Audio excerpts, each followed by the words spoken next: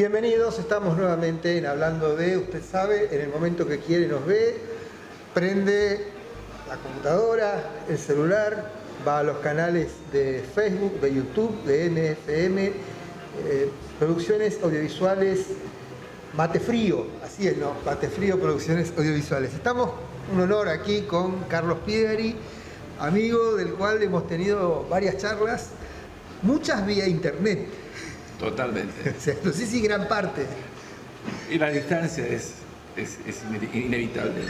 Bien, Carlos, el año pasado estuvo, este año fue, ¿no? Principios de enero, fines de diciembre. Fines de diciembre fue el año pasado que estuvo presentando Kish Film, un libro que recomendamos leer.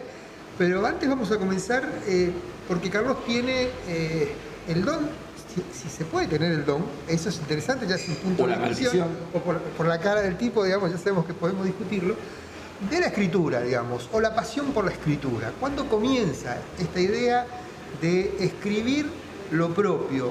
¿Tiene que ver con un proceso donde uno lee y después dice quiero escribir, o uno escribe y a partir de ahí lee? Yo empecé de muy pibe y esa parte de mi historia no fue muy difundida. Yo empecé de muy pibe a escribir. Para mí escribir era como un juego, o sea, y en realidad creo que la lectura, por supuesto que estuvo antes de la escritura y fue un error, un error entre comillas, que cometieron mis viejos, ¿no? O sea, yo tenía acceso ilimitado a una biblioteca muy grande que tenía mi viejo, ¿no? Entonces, eso tiene su pro y su contra, porque de pronto uno de muy chico lee cosas que le entran en la cabeza de manera muy fuerte y después no te la puedes sacar en toda tu vida, ¿no? Seguro, pero... Pero bueno, si luego se pueden capitalizar de alguna forma. ¿Vos te acordás de qué libros eran o qué autores eran? Yo me acuerdo del Cuarteto de Alejandría de Kessel, me acuerdo de Poe, me acuerdo de todo eso. Lovecraft lo he leído a los 15 años, qué sé yo. O sea, bueno, Lovecraft es una lectura... Es una lectura fundamental de formación. Ajá, claro. Todo eso ya me lo leía de Dino Buzzati, me acuerdo de haber leído La piel de este famoso escritor italiano, creo que de Crucio Malaparte, si no me equivoco. No me acuerdo, pero bueno, libros que de pronto eran un poco fuertes, ¿no? Creo para un pibe de 12, 13, 14 años, que yo podía saber. Y ya, bueno, a los 15 ya había ganado un premio literario, me lo habían publicado, y ya había comenzado con las canciones, ¿no? ¿Escribías qué? ¿Prosa? ¿Poesía? Siempre cuento, siempre empecé con el texto breve, con mini cuentos, podríamos llamarle ahora. Gracias a eso aprobaba materias en el secundario. Esa es una ventaja que tiene la persona que escribe o que por lo menos puede... Por ejemplo, había algunas que ya con un poco de guitarreo se aprobaba más fácil. Y después, después vino el tiempo de las canciones, ¿no? Que fue para mí un ejercicio... Para mí son un ejercicio creativo. Bueno, claro, ¿cómo comienza eso? Primero tenés este premio de literatura, es un libro de... Paralelo a... Eso era una cuestión que yo ni me enteré, o sea, en realidad mis viejos me robaron unos papeles que había escrito y los mandaron a un concurso que estaba con Ulises Petit de Murat y bueno, gente muy capa y bueno, me dieron una mención, sospecho que por la edad, ¿no? Y lo publicaron, estaba vinculado a eso un famoso programa de televisión que se llamaba Odol Pregunta. Odol Pregunta, claro. Sí, y había un chico famoso que es Domínguez, que ahora, Claudio María Domínguez, que contestaba sobre Grecia. Entonces me acuerdo que me vino a ver Petit de Murat, porque yo terminé siendo secretario de él, ese pibe, ¿no? Y me dice, ¿por qué no te preparás? ¿Qué es eso? ¿Qué sé cuánto? Y digo, no, ni loco. No era para mí. Bueno, ¿cómo comienza? Bueno, empezás a escribir. Primero cuentos cortos. ¿Te dedicás también a la poesía? No, a la canción. No, la poesía no. Yo tuve siempre un serio problema entre la poesía y la construcción de las canciones. Lo tuve muy claro desde muy pibe. O sea, la poesía para mí no era la canción. Y la canción sigo defendiéndolo. Es algo, no me gusta cuando le dicen a un letrista es un gran poeta. No, lo defiendo. O sea, ser un gran poeta es una cosa y ser un gran letrista es otra cosa que tiene la misma. ¿Y cuál sería la diferencia? A ver, es interesante. Para mí el letrista es un artesano. Y yo reivindico muchísimo el rol. Es un artesano que puede trabajar con frases tipo bricoler, digamos, Creo que, por tirar una idea. creo que estoy muy con el rollo Zen, ¿no? O sea, del artesano y todo eso, y el oficio. Ujú. De hecho, para mí, el escribir canciones es un oficio, es una artesanía tan digna y tan valiosa como la del poeta, que tiene, por supuesto, una inspiración importante, bueno, y escribe. Pero yo me quedo.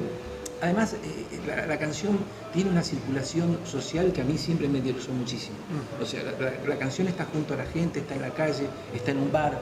O sea, por eso para mí es una pasión que tengo. Claro, pero apunto a esto, bueno, por un lado se me ocurre, bueno, ¿qué pensás respecto a el premio Nobel a Bob Dylan, digamos, que es un premio Nobel de literatura, digamos?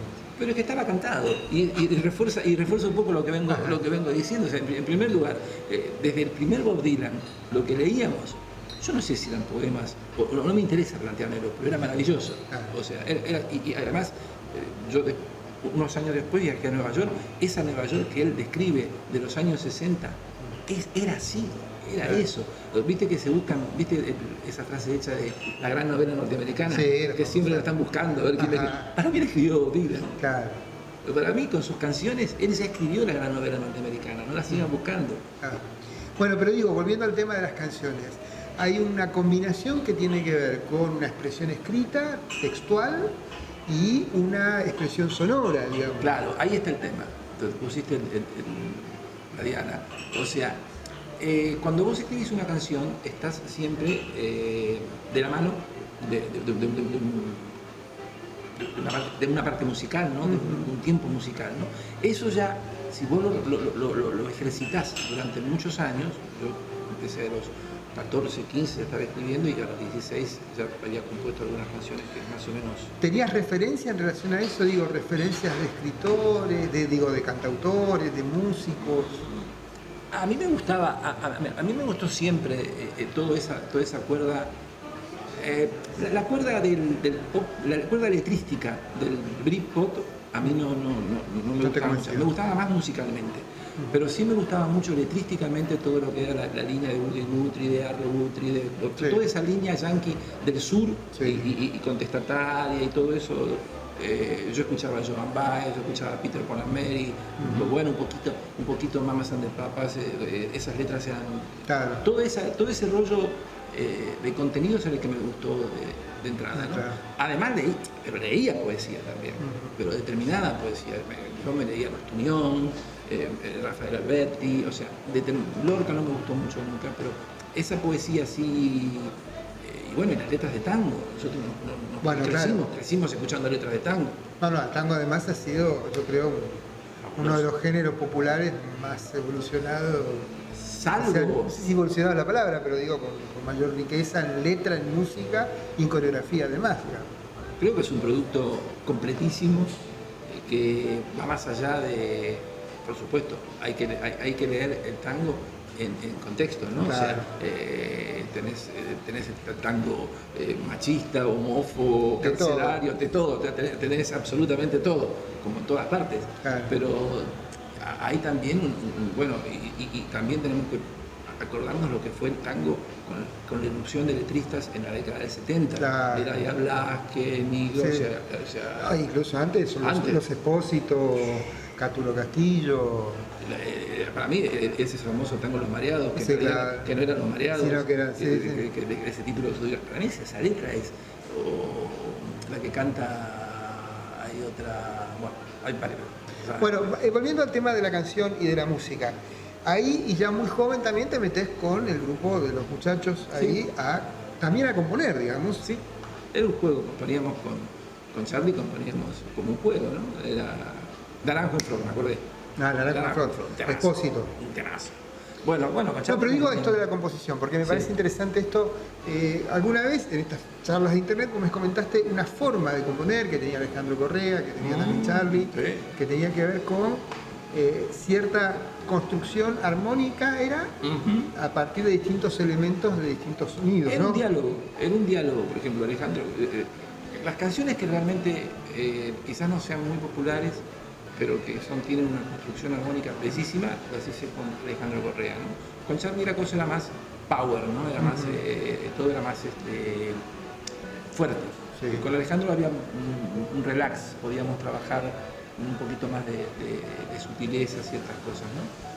Pero era un diálogo, o sea, uno tiraba una línea melódica, esa línea melódica enganchaba con una frase, luego la frase, o sea, por eso, repito lo que hablábamos al principio, cosas como la rima o como el ritmo, en el ejercicio de la construcción de la canción, claro. Hoy hay un ejemplo muy palpable, lo que los chicos hacen con el rap. Es un ejercicio mental y de creación que no tiene precio. O sea, yo cuando los veo, ¿no? Encontrar la rima en el momento, o sea, no cortar el ritmo, o sea, todo ese vértigo creativo que logran desarrollar, para mí, que ya soy viejo, lo veo y es... La otra vez, hablando de Kiss Film, de este libro que publicaste el año pasado, me comentabas que hay un texto, una parte de un texto de Kiss Film que es un relato, una historia, que fue canción, digamos. Sí, eso fue lo último que... Con Alejandro Correa, cuando yo ya estaba viviendo en Barcelona, un día hicimos un juego, ya grandote, ¿no? Para hacer este juego. Es decir, ok, te mando una letra y ponerle música, o te mando una música y ponerle letra. Entonces, hicimos un tema muy agradable. Y cuando lo volví, lo quedó ahí encajoneado, y cuando lo volví a leer dije, tiene que entrar. Entonces lo transformé un poquito en prosa y salió en una de las páginas de Kiss Film, que bueno, Kiss Film también es una historia. Bueno, pues eso, y ahí vamos. ¿Qué origina Kiss Film? Kiss Film salió. ¿Qué son esas películas? Claro, Kiss Film, claro. Es un género que tiene mucho apogeo en la Alemania de los años 20, cuando la gente se moría de hambre, sí. Y entraba a los cines para cubrirse del frío y de la intemperie. Ajá. Y se cerraban los cines, pero Alemania producía en paralelo, mientras Fred Astaire y Ginger Rogers, mientras Hollywood tenía ese género, también lo tenía Alemania, lo tenía muchísimo. Y había estrellas y era exactamente. Sí, de hecho Italia y Alemania hicieron. En Italia se necesitaba. Los 20 había que calmar el hambre de alguna forma. Y era el mismo tipo de proyectos, ¿no? O sea, cantante, baile, mucho champán, muchas burbujas, ¿no? Y la gente necesitaba ese escapismo, porque era muy dura la realidad de Europa en ese momento. Entonces, resulta que en el año 2007 estábamos con mi compañera, con Sonia, en Kassel, en Alemania, y en la Documenta, y en una librería viejo compramos un libro. El libro lo compramos porque vimos el nombre de la persona, pero estaba en alemán el libro, así que quedó ahí. Pero en el año 2014 vengo aquí y una gran amiga que hoy no está, que es Alicia Benítez, estaba trabajando también con Chiyufín, que Sonia también andaba en eso, sobre un pintor muy famoso de aquí, una leyenda urbana, que es Adolf Manteuffel, el señor que todo el mundo recuerda con sus botas de caña alta dando vueltas por la ciudad. Y Alicia me llama por teléfono y me dice, vi con los hijos de él, sé dónde vive. No, miento, me dice, están en Posadas, pero no sé dónde vive. Le digo, no te preocupes, 2 o 3 días de pesquisa lo encuentro. Y entonces en una casilla frente al río, una cosa muy triste, ¿no? Muy abandonado, ¿no? Entonces me voy con Joaquín, hacemos unas fotos y descubro unos álbumes y encadeno la historia y descubro que este señor había estado en la guerra y había estado en algunos lugares muy interesantes, y bueno, volví a Europa, y en Europa una amiga alemana, Cordula Laus, me ayudó muchísimo buscando en archivos, y entonces fuimos encontrando dónde había estado en Praga, qué grado había tenido, y bueno, y que había escrito un libro, que era el libro que tenía en mi casa, que lo había financiado la Wehrmacht, en una versión más pequeña, se llamaban libros para soportar los horrores de la guerra. la Vermas compraba por millares y millares títulos que los hacía editar en tamaño más pequeño, claro, para que los llevaran en la mochila los soldados.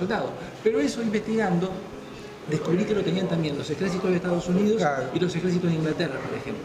Era muy común proveerle al soldado para su equipamiento lecturas. O sea, porque sabían que me parece muy interesante, ¿no? Por supuesto, lecturas dirigidas. Obvio, claro. O sea, ninguna lectura que cuestionara ¿en qué estaban metidos los tipos? Exactamente, claro. ¿Qué estoy haciendo aquí, no?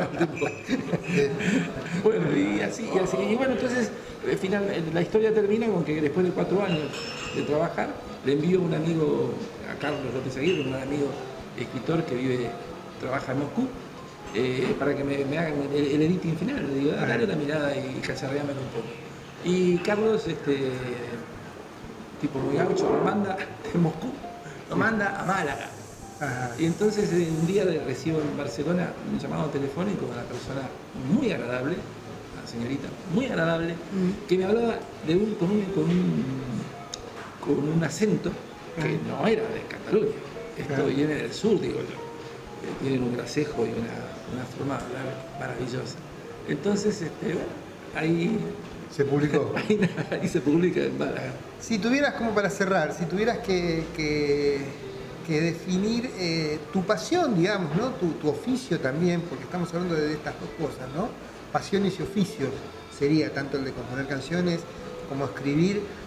¿Cuál sería, con qué te identificarías vos si tuvieras que poner una tarjeta de alguna de tus identidades? No, escribir. Ya lo decidí hace varios años, colgué los botines en varias